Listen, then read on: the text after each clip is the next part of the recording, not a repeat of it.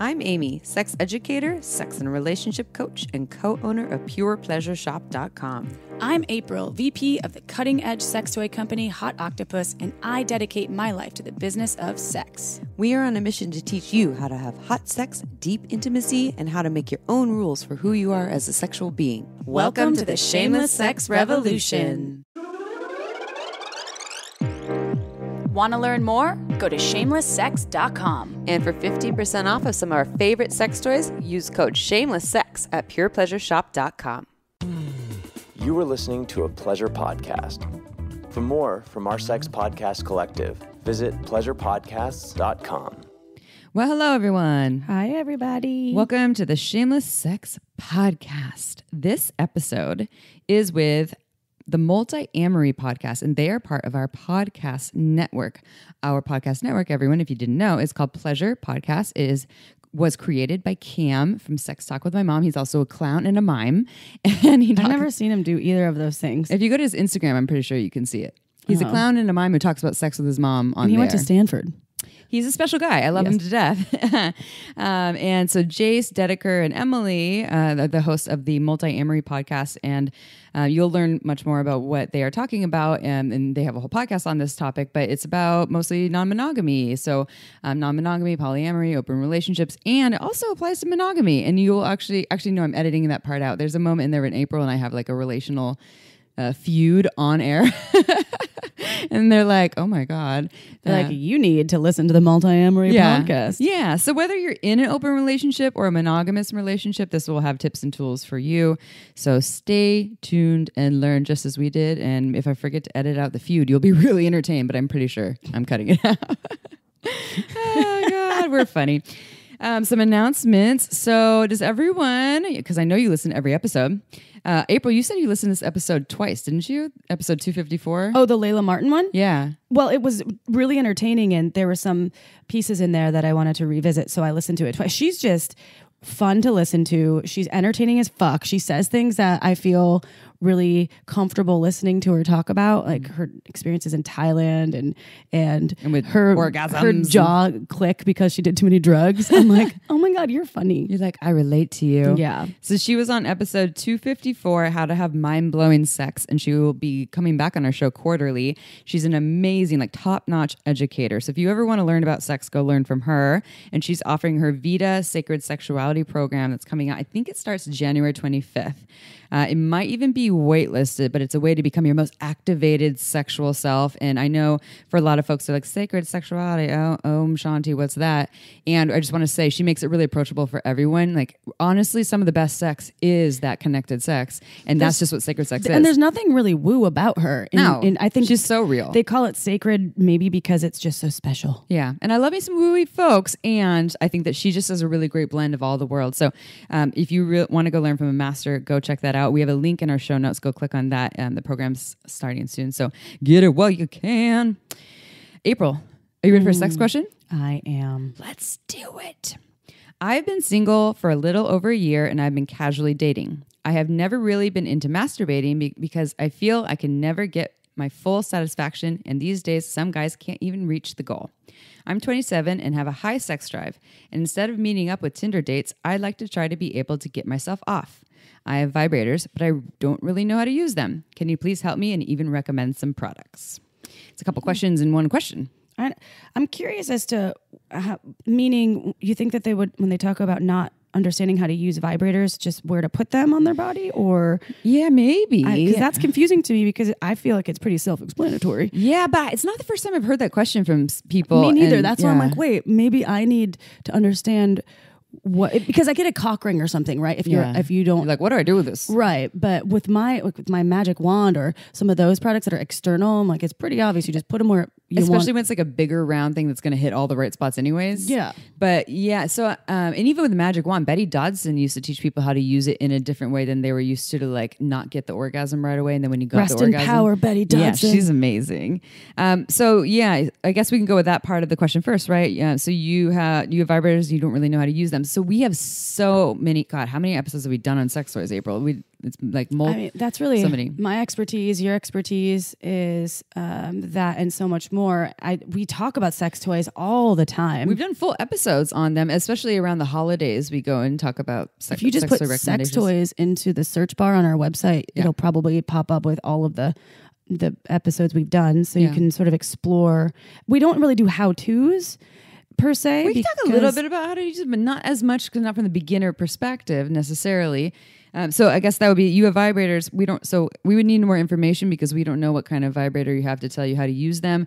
Generally speaking, there's going to be vibrators that are for external stimulation, vibrators for internal stimulation, and then vibrators that do both. If it's external, then it's generally designed to be used on or around the clitoris. I'm a huge fan of the products by Satisfyer. They are a suctioning technology that really gets my clit happy, and I can have multiple orgasms. April loves the magic wand, don't you? That Nemesis baseball bat. Yeah, and this plug-in one is still your jam. I don't understand why. It has 2 settings, low and high, so it's very user-friendly if you don't want 200 different vibration settings. It just depends, both. But because I love the fact that there's so much versatility with sex toys these days, but also sometimes I just need low and high and off. Maybe I feel like today you would need high because you're a little tired. I'm just going to get my periods, so I'm just like, meh. Yeah. Hey, does Baton help you with your periods? This is a sidetrack. We'll come back to the question. It depends. If I have cramps, sometimes it does. If I have like any menstrual cramps, it'll help. But I'm not usually feeling super sexual when I'm going to get I feel puffy and water like logged down. It's not very fun. I'm not very like fun April today. I'm kind of like, meh. She's meh April, and we're going to let her be that. So if you want to check out some of these toys, you can go to purepleasureshop.com. You use coupon code SHAMELESSSEX. You get 15% off. Then also, so there's toys that are just internal, but I want to talk about the Hot Octopus Curve because it looks like it's just like an internal toy because it has a curve for the G-spot, but it has a second motor that's even more powerful on the base for the vaginal opening in the clitoris because that's where most of your nerve endings are. So for this person who doesn't really know what they like, I would say really focus the energy around where the majority of your nerve endings are, and that is around your clitoris. You can also, neither of us ever suggest watching porn for education, but you can actually look at porn that's on the interweb, obviously, that have people using an OMGS. Oh yeah, they just released season 3. How did we know? This because the season just came out. Yeah. So finally, that's a good point. So OMGS season 3 is internal and external use of toys. Yeah, it's perfect. We'll show you how to use them. Oh my God. So we don't even need to answer this question. omgs.com/shameless and it will show you how to use all these toys. Sorry, they just released it like a week ago. So seriously, so that's not that we were just automated to what we had. That's perfect. That is a perfect suggestion. Assuming this is a vulva owner. Yeah. Do we know? I believe it's a vulva owner. Okay. Yeah. And then I wanted to just comment on this other piece there about how the guys can't even help you reach your goal of orgasm. And also you're not into masturbating because you can't get your full satisfaction. My take on that is that you have some self-discovery to do still.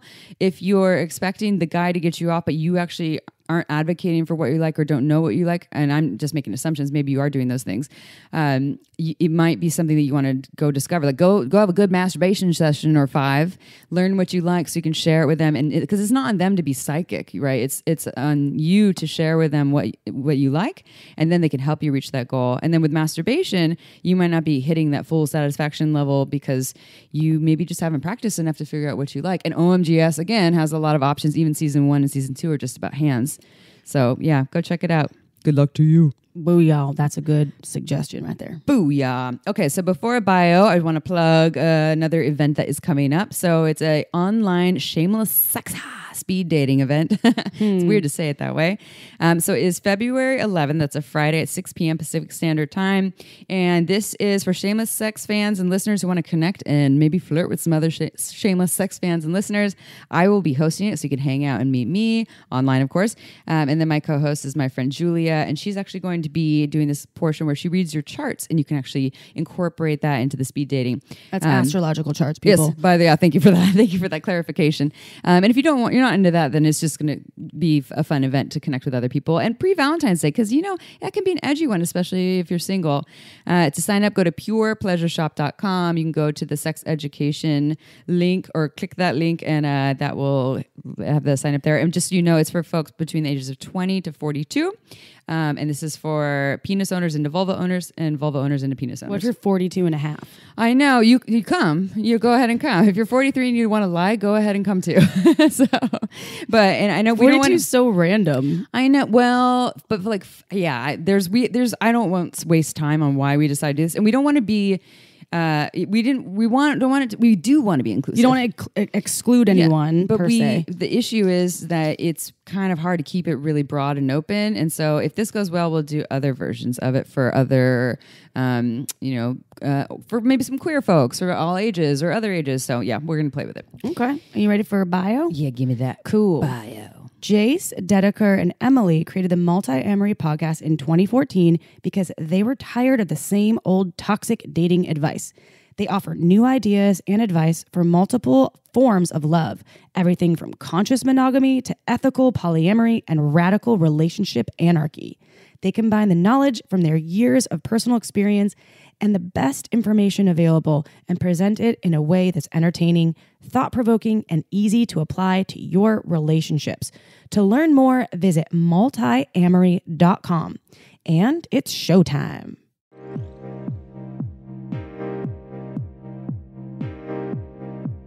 I love podcasts and have for a very long time. And after the three of us had all met, Emily and I had been together previously in a monogamous relationship, had opened up our relationship, and then a while after that, met Dedeker, and I started dating her. Emily was dating Dedeker's other partner, so we all kind of met each other that way. It was a little quad at first. That sounds fun. Yeah. It was until it wasn't. Seconds, yes. Yeah. It was longer than 30 seconds, but Quads are, I don't ended know fairly spectacularly. Yeah, I don't know if your audience knows this, but in the non-monogamous community, quads have a little bit of a reputation for being notoriously unstable.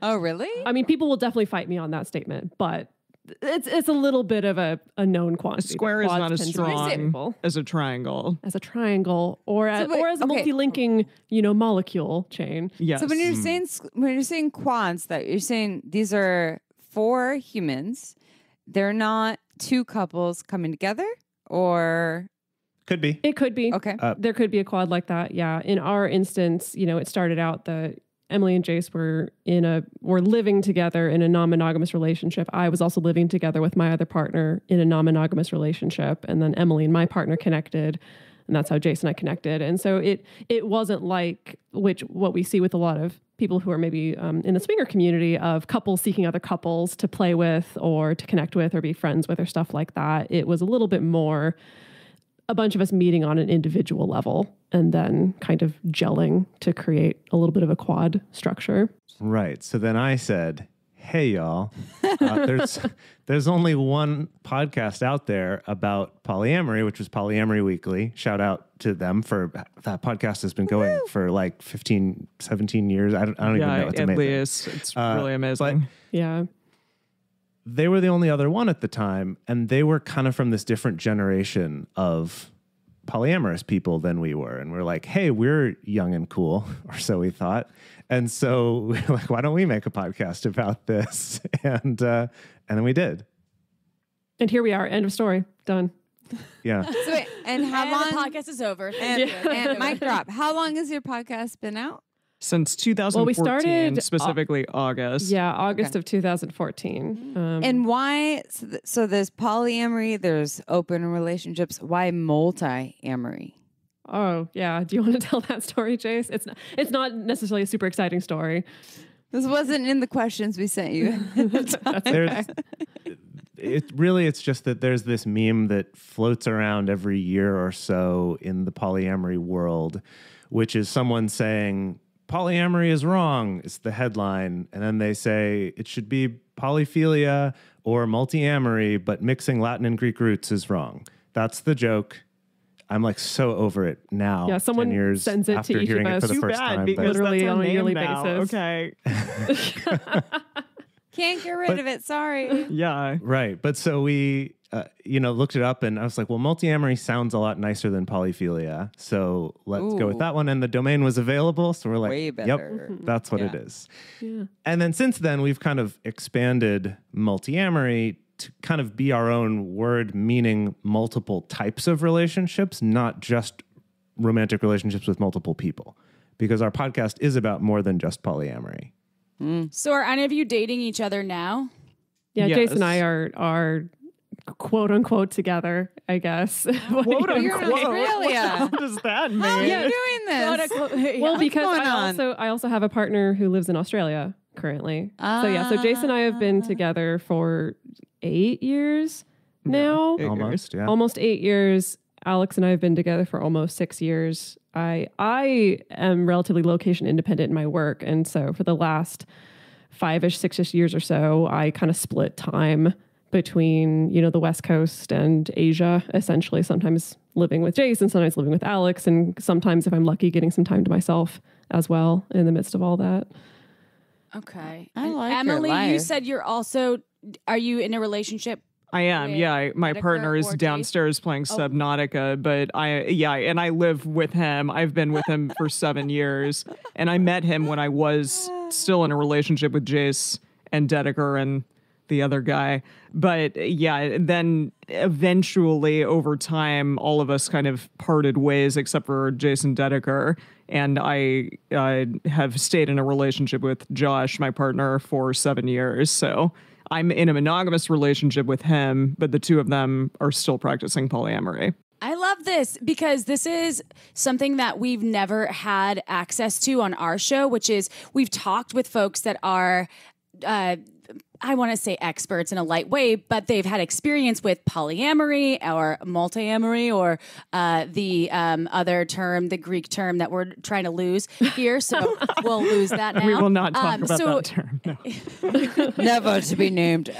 So you're a triad and you continue to work together, and I love that. And your podcast is actually you're all intellectually very. I mean, you're just smart humans. You're thank intellectually you. charged. I always learn something from you whenever we have our little podcast hangout dates of our podcast family. So you've been friends for and had this podcast for more than 7 years. So what are tips for folks out there that are finding it challenging to either kind of go in this way of exploring not even the poly world, but the world of having relationships that are outside of the typical relationship status that we think of when it's just, I don't even want to say open. You probably can just assume. You fill in the blank. Yes, I would love to start out by taking that question. So there has been kind of this funny thing. So the three of us are not in any sort of like romantic or sexual connection anymore, but the half joke that I always tell is that we feel like we're an emotional triad who are co-parenting a little podcast baby together, because often that's how it feels like. And I think that really gives a clue about what it was that we had to do, which sort of supports the mission of our whole show, which is about redefining relationships, redefining our hierarchy of relationships, and redefining the scripts that we use around things like de-escalating a relationship, changing the shape a relationship is in. Because, I think it's the kind of thing of if you break up with someone and you have a child together, people do this unfortunately, but it's like for the benefit of wanting to still raise a child, you have to figure out a functioning co-parent relationship, right? And it doesn't have to be, oh yeah, mom and dad hate each other because they used to be married. And so many of us in our generation grew up with that, and it's like so stressful and so awful. And so, I think on the show, we've always been about customizing relationships and creating relationships that really work for you and work for everyone who's in the relationship, as opposed to falling to the default scripts that we're given. Whether it's something as simple as, okay, I've broken up with someone and now the default script is I go to my friends and my friends tell me how awful they actually think that person was, and that's how we make each other feel better. And maybe that's not what I'm interested in. Maybe I still need to be, yes, maybe I still need to be in community with this person. Maybe I still need to work with this person. Maybe I still need to co-parent with this person. And so clearly we need to find different ways to create this relationship. And of course, that being said, I have plenty of exes that I could never do this with at all. Yeah, I think we really were intentional about the way that we came together and left our relationship as well, and sort of transitioned into a new and just slightly different relationship. I mean, yeah, we don't live together anymore. Jase and I, for example, we're not in a sexual connection, but we still are extremely committed to our relationship as friends and as coworkers and, I guess, owners of this podcast and this company that we've created together. And that's been really important to us. So I think if you have that idea in your mind that, like, let's try to figure out ways in which this connection can still work because it's still important to me, then I think that you can take that wherever you want it to go. That narrative of I'm done with this person and therefore that's it, I never want to see them again. Like, it doesn't need to just continue on. It doesn't need to be that way just simply because society tells us that that's how most people do things.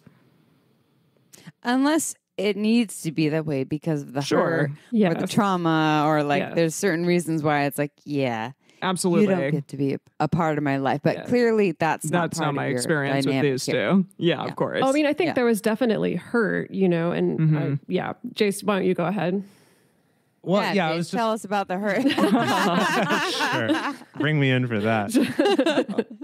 Well, no, I was just going to say that, yes, you make a great point that it's not, I think that some people think of this idea of staying friends after ending a romantic and sexual relationship as somehow being better, just kind of universally. That's like the better, more enlightened thing to do. And I only think that's true if that person is a good friend, right? Because there's some people I've been with where maybe we had great chemistry otherwise, but we weren't great friends. And then there have been others where it's like, actually, this was a really shitty relationship and a shitty friendship. So definitely not saying everyone should do it. And then even then, I will say it's hard. Yeah. I think, for Emily and myself, we hit this moment because, we were still doing the podcast together every week during this. And some of those sessions were challenging because, there's a lot of feelings going on and a lot of baggage that we carry about what being broken up means and all that kind of stuff. But we hit this point about a year in where we went to go see Florence and the Machine together. Okay. Yeah, because we saw this Florence and the Machine concert. Place, so 6 months. Yeah. And on the way back from that was kind of that moment where I don't remember if, I think, Emily, you said to me, you're like, this was nice, actually. Like, we finally hit this point where we'd kind of gotten over that adjustment period to where we could be more comfortable with each other. And I think it's just grown and gotten better since then, which is awesome. When you finally let yourself actually feel all that pain and all the hurt, after spending so much time trying to tamp it down and trying to be like, no, I'm cool, I'm enlightened, we're connected, it's fine, there's no hurt here.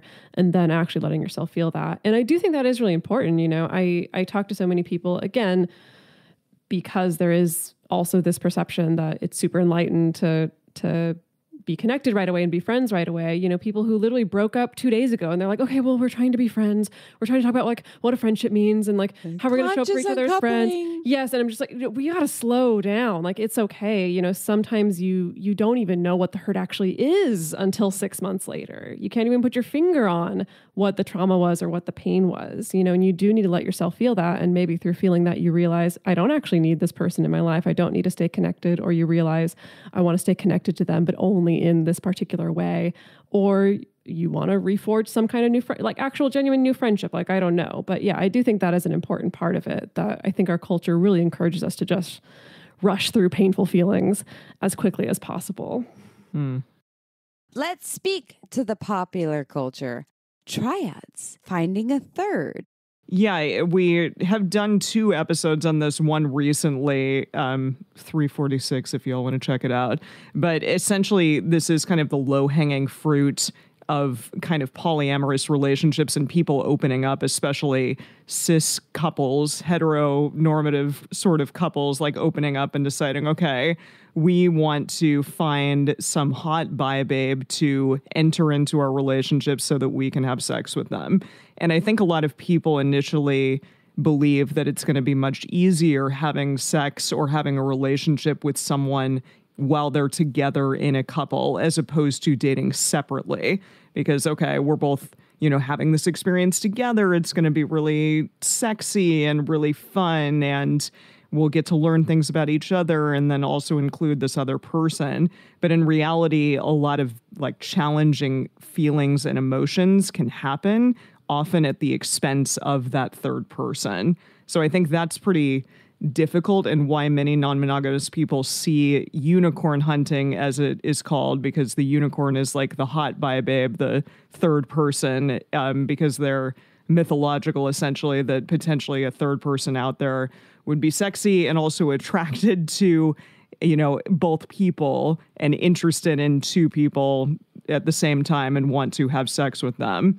It just doesn't happen very often. But yeah, often when that occurs, it is at the expense sometimes of that third person, and feelings get hurt and they're, treated very poorly, and potentially the couple decides to dump them eventually, and they're sort of left out and, fall by the wayside while the couple gets to, try to find the next thing that interests them. So I think when exploring this type of dynamic, there has to be a lot of thought and care put into it, simply because so many things can go wrong in this type of dynamic.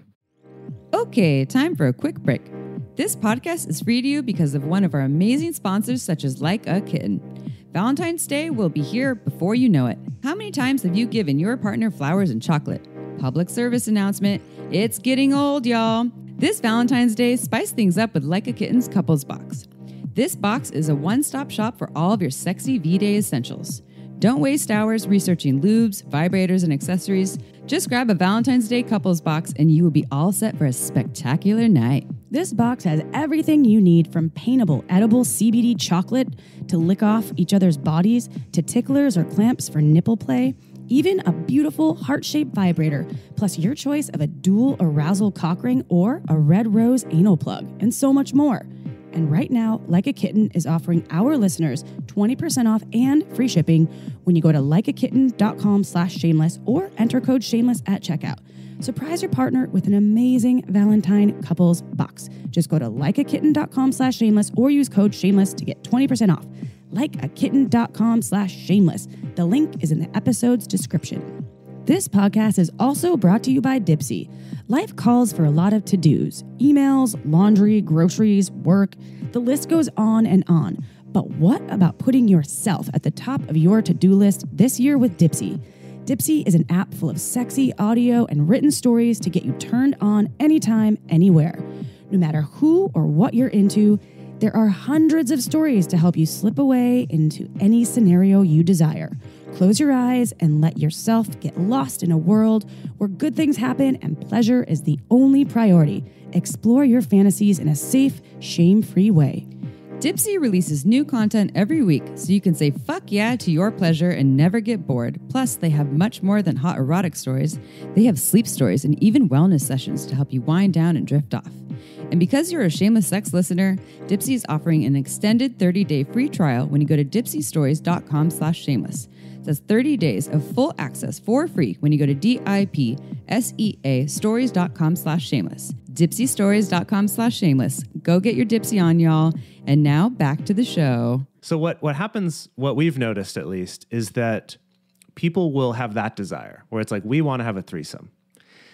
But then they'll think, I've heard about polyamory and triads. Having reliable access to a threesome, that sounds great. So let's actually seek out a third partner who's going to like be part of our lives, and we want to do this relationship and form a triad with this other person, when really they just wanted to have threesomes.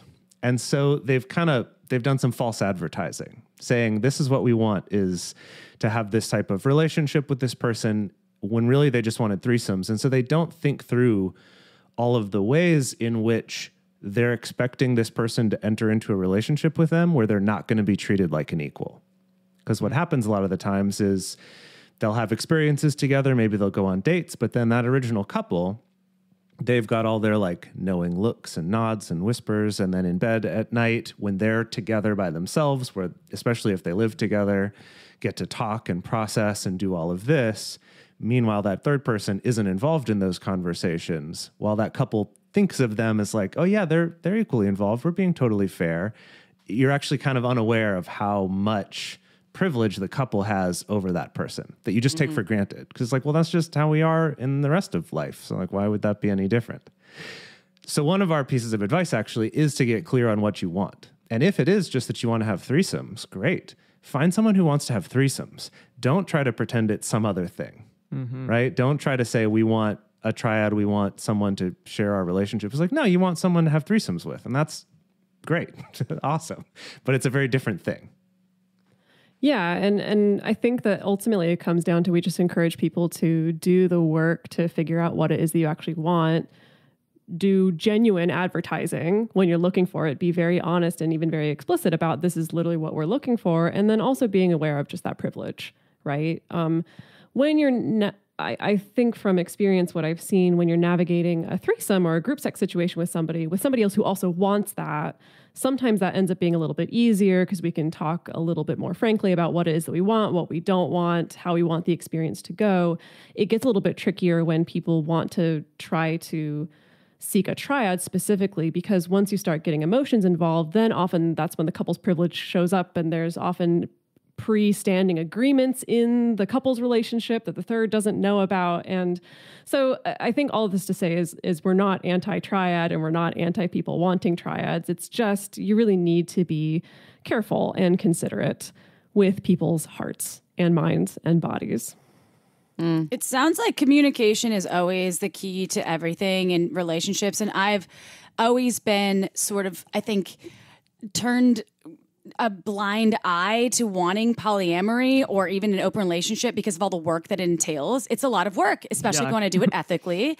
And I am a person, I definitely run away from sometimes the confrontation of my own emotions. I'm like a high schooler fucking living, sometimes where I'm like, I want to do this. So you, I believe, have a book coming out, and there's not an actual date. Books are fucking hard to write, so we are definite victims of this book writing ailment. But it's also such a gift. It's a work in progress. It's a work in progress always. So, and you dive into the Triforce of Communication, and you talk about a lot of what you discuss in your podcast. So can you please talk about this communicative aspect of forming not only a Triforce, but what's involved in polyamorous relationships? Are you all aware of the Legend of Zelda game series at all? Yes. Yeah. Okay. Game, not by experience. But Okay. I'm willing to Wait, learn. you never played?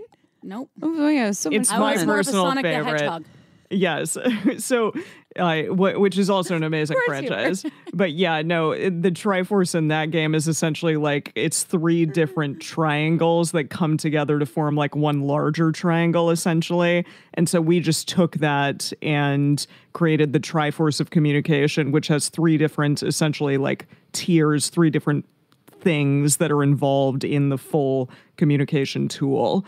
So it's just a way in which, like, say you come home from work one day and you go up to your partner and you talk to your partner about shit like, so-and-so at work was a real asshole to me. It really sucked and I had a really shitty day. And all of a sudden your partner launches into, okay, well, you need to do this next time and you need to do that next time, and tries to like give you a ton of advice. Essentially, yesterday. Yes. Oh, we've all been on the giving and receiving end. Yes. Yeah. And often that's totally not what you want from your partner in that moment. You want compassion, maybe love, like, a hug. You want them to say poor baby to you and just like, let me fix you some dinner right now, or let me get you a glass of wine. Or maybe you simply just want to like relate what happened during your day and you don't want anything specific from them. You just kind of want to put it out there into the open. So those are the different tiers of the Triforce, essentially. So Triforce number 1 is simply just saying like, okay, I'm going to put this out there in the world. This is information. maybe I'm feeling kind of shitty today, and this is the reason why. I just want to let you know I don't need anything from you in the moment. I just want to put this out there so that you are aware of this information.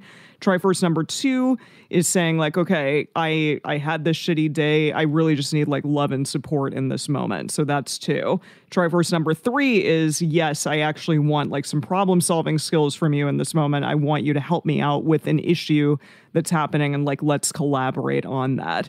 And so the goal is that if you come home and you have this sort of thing happening, you have like a shitty day, that before you even launch into it, potentially you can say, okay, I'm just going to, use Triforce number 1 right now, or I would love Triforce number 2 from you right now, or Triforce number 3. Let's try to like problem solve. So that's essentially it. It's just a nice way to like take the guesswork out of what somebody may want in the moment, and instead like give them a script, give them a thing that you actually need, and be like real meta about your communication in the moment. Triforce is cool that you can also use it even if the other person doesn't know about it, because someone could come and share something with you. Say your friend comes home, your friend comes to you and tells you some story about what's going on in their life. Instead of saying, do you want Triforce 1, 2, or 3?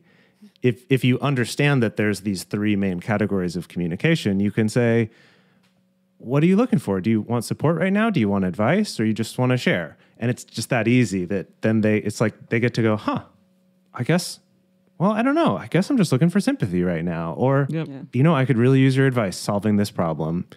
So it's just this really handy tool. And now the brilliant thing is, so we have a private Facebook group for our Patreon supporters, and also a private Discord community for our Patreon supporters. And our community has really taken this tool and run with it. And I think that that's really, really helped to reduce a lot of, I think, just the natural conflict that comes out of online communities. Because when people show up and they're like, I'm having this issue in my relationship, this is what my partner's saying, this is what I'm saying, I'm really struggling with this, I just need sympathy. I just need Triforce number 2. I just need to hear from people who've been here and understand how shitty it is. And so then people in the community know, like, okay, I'm not going to rush in and tell them, this is all the stuff that you're doing wrong. This is what you should be doing instead, And so we found that also has really helped in these larger group spaces for people getting what it is that they need. And then the community's also taken and built upon it. So now they've created Triforce number 4, which is memes, which is just give me memes. In discussion, basically, right? on posts. Yeah. Wait, what? In discussion. Your community created that? Yes. No, the community created that. Yes. So is that not, so it's not Triforce, then it would be... Quad Force? A square again. I don't know. Triforce. I like it's like a fourth dimensional. That's a square. Yeah. There you go. Like we're going into a Z plane with the Triforce. Love it. May the Quad Force be with you. Yeah. Usually it'll be like, I had like a terrible day today. Like someone dumped me. I'm really in the pits. I don't want any advice. I don't want any sympathy. I'm not just putting it out there. Just said, give me silly memes. T4, give me silly memes. Yeah. I've seen that. That's when May the Triforce be with you meme would come in handy. That's when it would come in handy. There you go. Yes. It's a photo of you 3 together with, I don't know who's at creating the top, a triangle. but someone's at the top of the, yes. And then it's like, may the Triforce be with you. It's an animated GIF, so it rotates, so someone's always at the top. Oh, I love that. So is it GIF or GIF? Because I heard it's called a GIF. So now, Dedeker. Really? Now I'm curious because I've been calling it a GIF. Can I tell you? Yes. Doesn't it stand for like graphical... Go ahead, hate this Jase. so much. This makes me so irrationally angry. Here's the deal. The creators of the format say that it's GIF, but it stands for graphical interchange format. Yeah. So graphical, it just makes sense. I hate with it. you. It makes me I'm with so you. mad. So you can say either and you're maybe correct, according to someone. Maybe. Either or either. Oh, boy. Potato, okay. On this episode of Shameless Linguistics. Fuck. Okay, time for a quick break. This podcast is free to you because of our amazing sponsors such as Uberlube. Uberlube is a luxurious silicone lubricant that can enhance your sex and intimacy. Uberlube's unique formula is velvety, long-lasting, with no flavor or scent, and it feels absolutely incredible on the body. There are thousands of doctors recommending Uberlube to their patients because it's less likely to throw off your pH than most other lubes. So whether you want to make your hot sex even hotter or you want to prevent dryness, take our advice and check out our favorite go-to Uberlube. Uberlube isn't just for sex. I use it for massage, to tame my frizzy hair, to prevent chafing, even for oral sex sessions. I love how it comes in a beautiful bottle with a pump top for easy access, appearing more like a cosmetic product, so you can leave it on your nightstand shamelessly. Uberlube is without a doubt my favorite lube, and countless listeners agree, often stating, "We never knew lube could be this good." To learn why we think it's the best lube on the planet, check out uberlube.com and use code shamelesssex for 10% off and free shipping. Again, that's uberlube.com, use code shamelesssex for 10% off and free shipping. This podcast was also made possible by OMGS.com. OMGS combines scientific research of real vulva owners so you can learn shame-free techniques on how to pleasure the pussy. OMGS studied 20,000 plus people of all ages and turned the research into animated modules, short videos, and beautiful infographics that are tasteful and easy to understand. Whether you want to learn about external pleasure, internal stimulation, or techniques with toys, OMGS can help you master vulva pleasure. Let me tell you, I've been recommending OMGS to my clients for years, and it's been changing their lives because knowledge really can activate your pleasure power. OMGS is for anyone who cares about vulva pleasure and wants to take it to the next level. OMGS can help you become a sexual strategist by equipping you with the tools you need to unlock your pleasure potential. Plus, your OMGS purchase helps fund more pleasure research. OMG, that's wonderful. Only pay once, and these techniques are yours forever. That's right, this is not a subscription service, and you don't need to download a thing. So go to omgyes.com/shameless to get 10% off when you purchase any OMGS season. Again, go to omgyes.com/shameless to get 10% off right now. Time to pursue your pleasure. And now, back to the show. In relationship, and we've taught this, April and I, and we both have learned this, implemented this, and fucked this up 5 million times. I love that number. In our own relationships, including romantic relationships, business relationships, and friendship with each other and the whole rest of the world. And I did this yesterday, actually, where someone is like, here, I'm having a hard time. My response, I'll speak for myself, often as someone who generally works in the world of some sort of therapeutic sex coaching realm / is a caretaker, whatever, codependent, blah, blah, blah, automatically goes kind of into therapist caretaker mode. And while I know the skills of what you're talking about, to be like, are you looking for support? Are you looking to just be heard? Are you looking for advice? And I hear what you're saying, but sometimes easier said than done. Well, I think it all comes back to we really value just meta communicating. So communicating about your communication. And so that means even when you fuck up, there's still an opportunity there for you to either realize, and I have to whip out this phrase all the time, okay, I realized I hopped straight to advice. I'm so sorry if that's not what you wanted. Was there something else that you wanted? Or, it gives me an opportunity to check in. Or if I'm realizing I'm getting something that I don't want, I have the opportunity to be like, ooh, pause. Actually, you know what? Can you actually just give me some sympathy? I think I might want some advice later, but let's start with sympathy and then see how that goes. Or I have the freedom to not know as well. I can say, yeah, give me some advice. And then I'm like, actually, that feels really terrible. Let's slow our roll and let's switch things up. It's the same skills, I think, when it comes to consent and negotiating what we're going to do sexually, that with the same, we can't make the same assumption of okay, you've agreed to it, therefore you're stuck. And there's no negotiating, there's no backing out, there's no realizing, ooh, actually this doesn't feel as good as I thought it would, but I'm still stuck. It's the same thing with this communication, that we have the opportunities to be mindful and then to meta communicate with our partner. And communication, it's such a blanketed term because there's so many levels of communication. There's communicating with the cashier at Walgreens. There's communication with the people that you love in friendship. And there's communication with the folks that you have in relationships.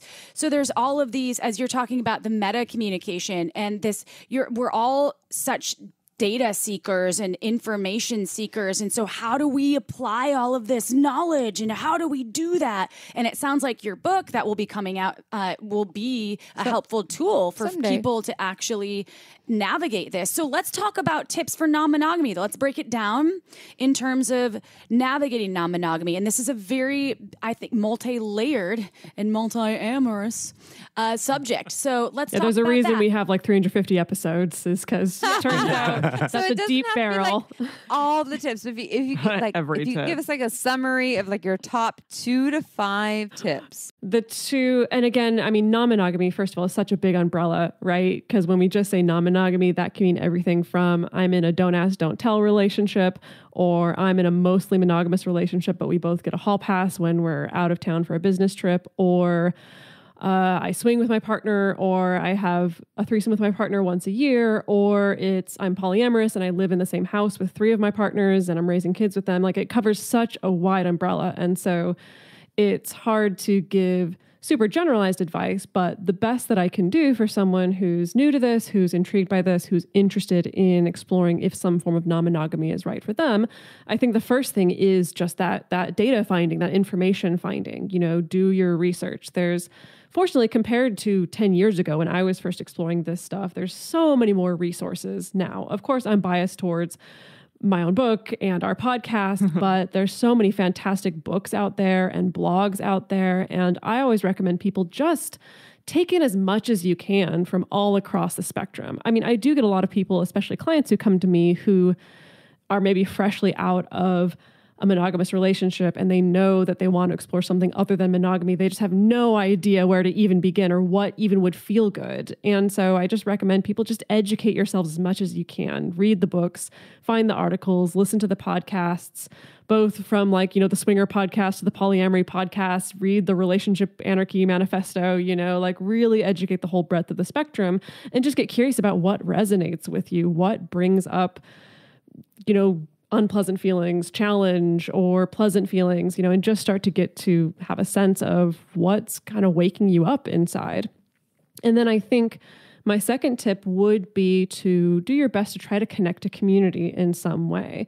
And communities can be hit or miss, especially if you're looking at non-monogamous communities or polyamorous communities, whether that's an online community or an in-person meetup or a munch or something like that. It can always be hit or miss, but I think the more important part is just about meeting other human beings who are actually practicing non-monogamy and getting to hear people's stories and getting to see a sense of, oh, this is how this couple over here does it, but then this solo person over here, this is how they do it. That's also really interesting. And so it's kind of a subset of the research phase, education phase, is putting a human face onto it and seeing what you learn. That's my 2. What else you got? Team, good luck, fam. y'all. Yeah, no, those are good. I think if you're really interested in being non-monogamous, there is, as you said, a lot of work involved in that. And a lot of the work comes from sort of unlearning a lot of sex negative and heteronormative and monogamous tropes that sort of just permeate our lives in general, simply because that's kind of the society that we grow up in.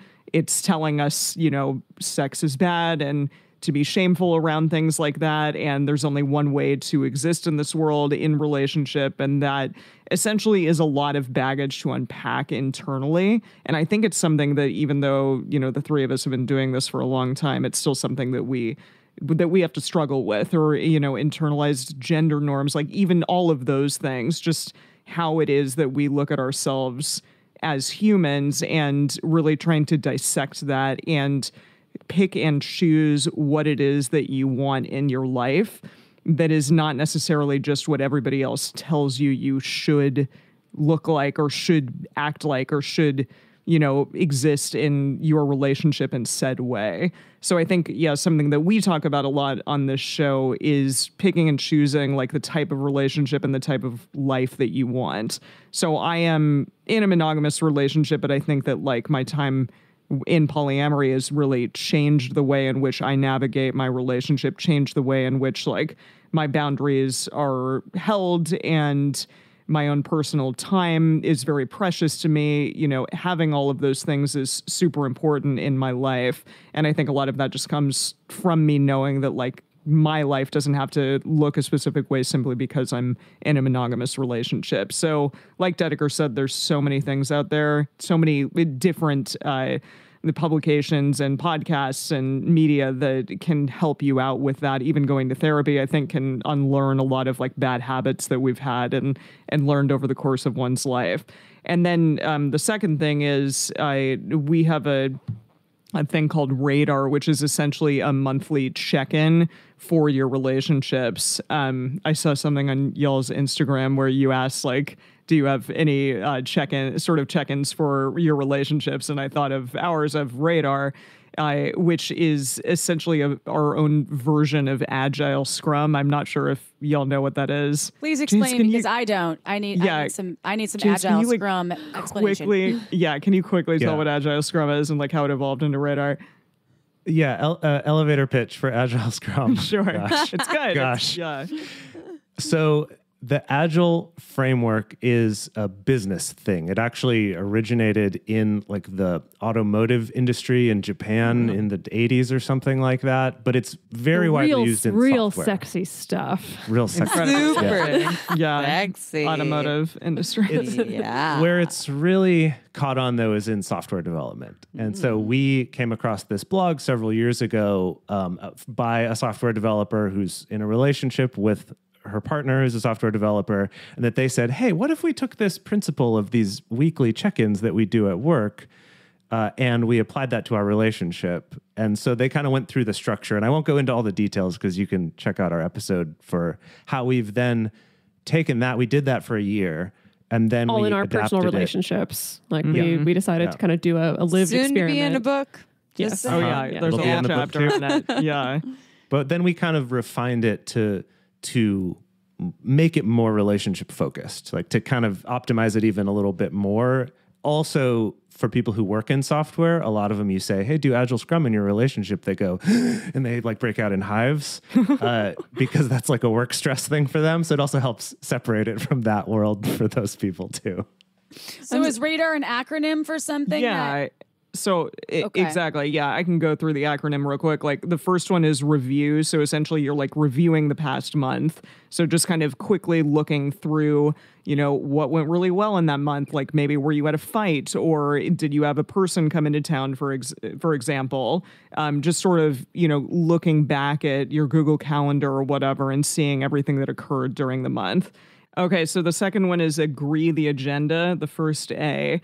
And we have a big, long list of a bunch of different categories, things like other partners, travel, fights, sex, stuff like that. You can kind of customize essentially what you want to talk about during this time.